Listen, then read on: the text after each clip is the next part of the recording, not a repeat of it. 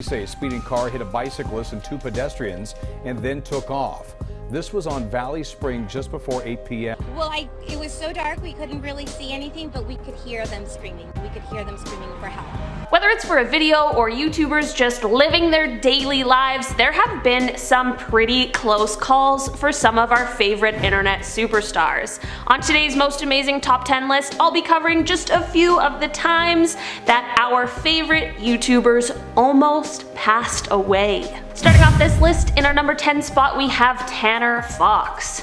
Tanner Fox got into a really scary car accident in 2016. He was in a car with two friends named Danny and Maverick, and they were just going for a drive down some curvy roads because they were super bored. Maverick was driving and Tanner was in the passenger seat with his feet on the dashboard, which you really shouldn't ever do because it's super dangerous and was the reason that Tanner got more injured in the crash than the other two did. They were going around a long turn, going around 35 or 40 miles per hour, which was apparently the speed limit in that area, and something happened where the steering wheel or the brakes got jammed or something like that, and they ended up going straight towards the cliff's edge. Tanner said that he knew they were about to crash, so he prepared himself for impact and closed his eyes. They hit a sign pole and then he felt them go airborne. They ended up landing about 45 feet away, upside down on a truck bed. He opened his eyes and began getting out of the car. He knew his leg was broken immediately. He tried the door, but it wouldn't open, so he crawled out the window. This is when Danny called to him for help because Danny had a cut on both his hand and his head, so they were scared that he was losing too much blood, but luckily that wasn't the case. All three boys managed to walk away from the accident and were treated at the hospital for all of the injuries that they sustained. This is so scary and could have been so much worse, so I am so glad that they are all okay and have recovered. In our number 9 spot today we have Marcus and KRISTIN Johns. Before I dive into this one, guys, please don't forget to hit that thumbs up if you're enjoying the video so far because it really helps us out. On May 11th, 2020 at 7:56 p.m., Marcus and KRISTIN were going out for their daily evening bike ride together on their electric bike. It was one of their favorite things to do in the evening, but they had no idea what was about to happen. They were riding on a dead-end street that had a lot of stop signs and speed bumps, so they weren't super worried about anything crazy happening. But Marcus heard a car zooming super fast and saw it about a football field's length away. He turned to KRISTIN and said, "Oh my gosh, what is that guy doing?" And by the time he finished that sentence, the car was just feet away from him. Marcus had known there was a stop sign and assumed that the speeding car would have stopped, but unfortunately this was not the case. Marcus saw the car swerve in their direction and he tried his best to swerve out of the way, but the car was just going too fast.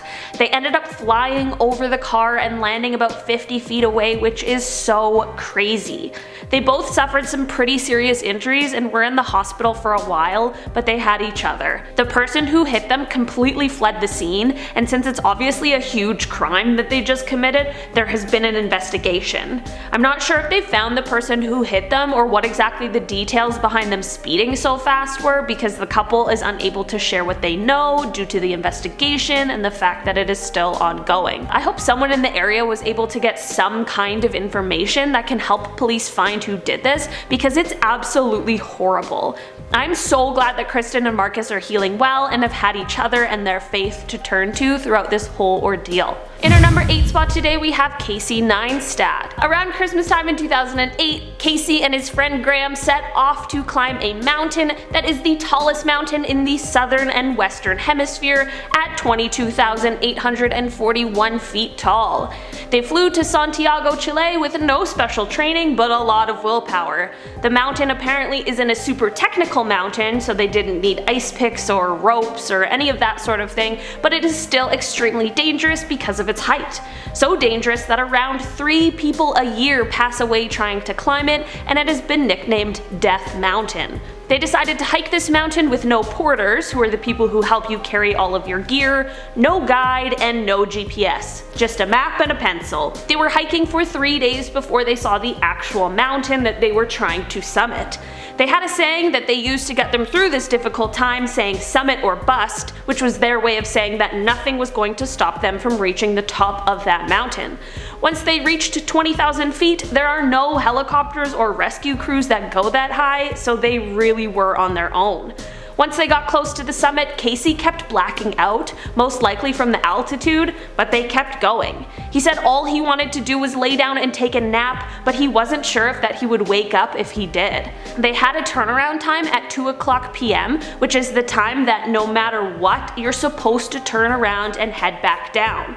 When 2:00 rolled around, they didn't turn around, but kept going for hours, which is super dangerous. Casey says he was in such bad shape that he has no memory of the day at all, and the only reason he remembers is because of the footage they have from that day. They ended up making it all the way to the top, which is an incredible feat. This is it. This is me summiting the tallest mountain in the southern and western hemisphere. They ended up making it back down the mountain, and I'm sure that they had a nice long rest and recovery period after really pushing their bodies to the limit. In our number 7 spot today, we have BF versus GF. Jen Smith, whose channel used to be called BF vs GF, was vlogging on a trip in San Francisco with her then boyfriend. They were taking one of the open streetcars that takes you through the rolling hills of San Fran when Jen really came close to death, or at least an extremely serious injury. The boyfriend was filming her as she stuck her head off the side of the streetcar. At the same time, we see another streetcar traveling the opposite direction coming straight for them, exactly where Jen's head was. The other streetcar honks. The boyfriend kind of tries to warn her by saying watch your head, but she really doesn't realize what's happening until the very last second. She quickly finally pulls her head in just as the streetcar reaches them and passes. Watch your head. Oh my god! What the hell?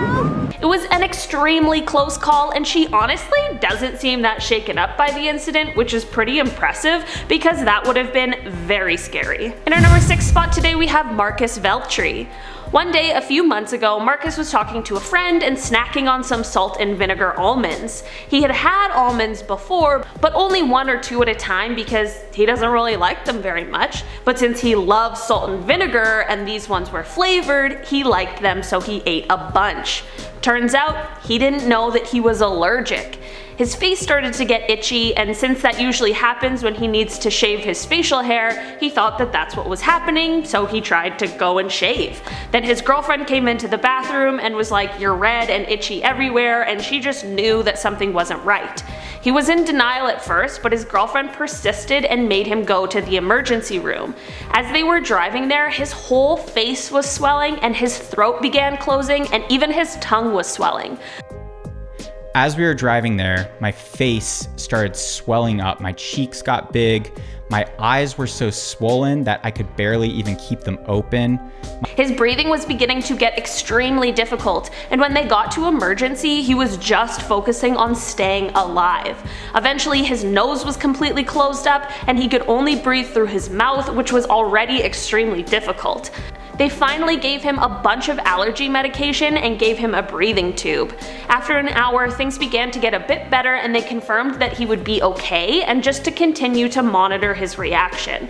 They asked the doctor what would have happened if they waited a little longer before coming to the hospital, and the doctor said that due to the fact the swelling was happening extremely fast, that if they had waited, they might not have reached the hospital in time before his throat completely closed. Thank goodness his girlfriend was with him and was able to recognize that something was seriously wrong. In our number 5 spot today, we have SHAM IDREES. One morning around 6 a.m., SHAM and his wife were traveling to New York in their car. They were driving around a corner when they realized an older man driving a car in the opposite direction had lost control and was headed straight for them. SHAM tried to go a little bit left in order to avoid the vehicle, but unfortunately there wasn't enough room for him to get out of the way, and it all happened incredibly fast and the vehicles ended up colliding head on. They got out of the car and they were unsure if the other driver, the older man, was seriously injured or stuck or just in shock because he wasn't leaving his car. Since it was on the curve of the road, there was little to no visibility of the accident to any other driver who was unknowingly approaching. This made their dangerous situation even scarier. They were trying to make sure everyone was okay and get the man to safety, but they had to get out of the road because this 2-car accident was about to turn into a multi-car accident. The pair ended up luckily walking away, as well as everyone else who was in the car with them. People asked why they vlogged the aftermath of the incident, which is a pretty fair question, but the couple explained that they were in such shock, and since they are used to vlogging basically everything that they do, it was sort of just like a subconscious reaction. Also, it's their traumatic moment, so I feel like however they want to respond, as long as it isn't hurting anyone further, is pretty fair. I'm super glad that they were both okay, apart from their minor injuries that they luckily had treated at the hospital. In our number 4 spot today, we have Corpse Husband. Corpse Husband has recently shot to fame and is one of the most famous faceless YouTubers and streamers. A few months ago in a live stream, he was talking about how quickly his life changed this year in such a short span of time. He was talking about some health issues that he faces, as well as other things, but one thing that really stood out is a scary moment that he endured earlier in the year. He kind of grazed over it and didn't really go into any detail, so I'm not exactly sure what happened or what led him to this situation, but he said he had a moment where he was almost killed and someone was literally pointing a gun at him. Like, it's been a really weird year. For sure, like I literally almost got killed earlier this year. Like, legitimately had a gun pulled at me, I was almost murdered. That is such an insane scenario for someone to be in, and I really wish he elaborated and told us all a little bit more, but I also completely respect his privacy. Maybe one day he'll open up and tell us more about how he got there, but I'm just glad that he is totally okay and that he made it through and has been experiencing a life-changing year. In our number 3 spot today, we have SITA. So this is June 30, 2014. Swipe. June 30, 2014 at 3:40. SITA had a life-changing experience in June of 2014. She had just graduated high school a year early because she wanted to move to a bigger city in order to pursue her career as a dancer. She graduated on June 25th and a few days later was heading to the lake with her friends to enjoy some summer weather before it was time for her to take off and move. They were at Ruby Lake on the Sunshine Coast and were enjoying an extremely beautiful day and were going tubing. They decided to take a break from tubing for a little bit and went over to the area of the lake where people take a rest and can lay on the sand on the beach. Some people got off the boat to grab some things, but Kristie stayed on with 2 other friends. Another boat of friends pulled up and they decided to head to a spot in the middle of the lake, anchor up and hang out there. The friends who left to go and get stuff were taking too long, so they just decided to go ahead without them. The tube they were using before was too big to fit down into the boat, so it was just resting on the back as they were leaving. The tube ended up falling out of the back of the boat and only Kristie noticed, and she went to go and save it. She grabbed the rope that was holding the tube, but it ended up getting tangled and jerked her and basically threw her into the water. She didn't really know exactly what had happened, but she knew that her shoulder really hurt. She went to raise her left hand out of the water to wave to the others to come back and get her, and that's when she realized that her left hand had been completely taken off. She was in total shock and went into fight mode, so she luckily wasn't feeling pain, and although she was losing blood, she kept treading water and kept herself afloat. Her friends ended up coming back for her and wrapped her hand up tightly until help arrived. She ended up being flown to a children's hospital on a helicopter, and they did an amazing surgery, and while they were unable to save her hand, they set her up to be very successful and to be able to live as similar of a life as possible to the one she was living before this accident. It's a crazy story, but Kristie is honestly so inspiring with how brave and strong and positive she is about the whole situation. In our number 2 spot today, we have Jay Swingler. One half of the TGF Bro channel, Jay had a near-death experience in 2017. He decided he wanted to put his head in a microwave filled with polyfiller until it dried.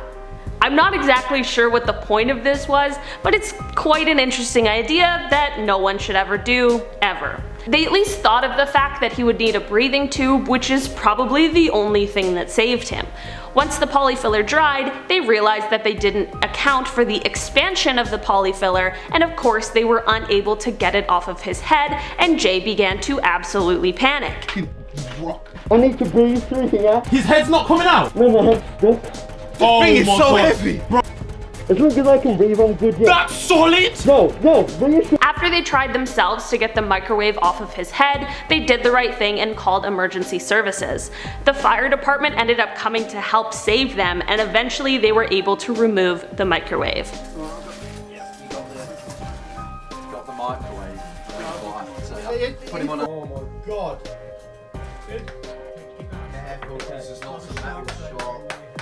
It is such a relief that Jay was okay, but man, what a terrible idea. We have Hey Ex Natalie. This story starts on a mountain where Natalie and her cousins had camped out the night before in order to be able to see that sunrise and for her to capture some beautiful footage with her brand new drone. Before she started flying it, she knew she had a bad feeling but decided to still do it anyway. After all, what's the worst that could happen, right? Well, she flew the drone up and for some reason something began to malfunction and she ended up having to emergency land the drone at the bottom of the cliff from where they were at. They decided to go and look for it, thinking that this would be an easy hike down. They left the trail to go and hike around the mountain to try and find it. They were beginning to get super tired and the sun was coming out, so it was really hot. So they had the terrible idea to just drop their heavy backpacks that had all of their survival gear and just continue on without them. After 2 to 3 hours of hiking, they got to the area where the drone should be.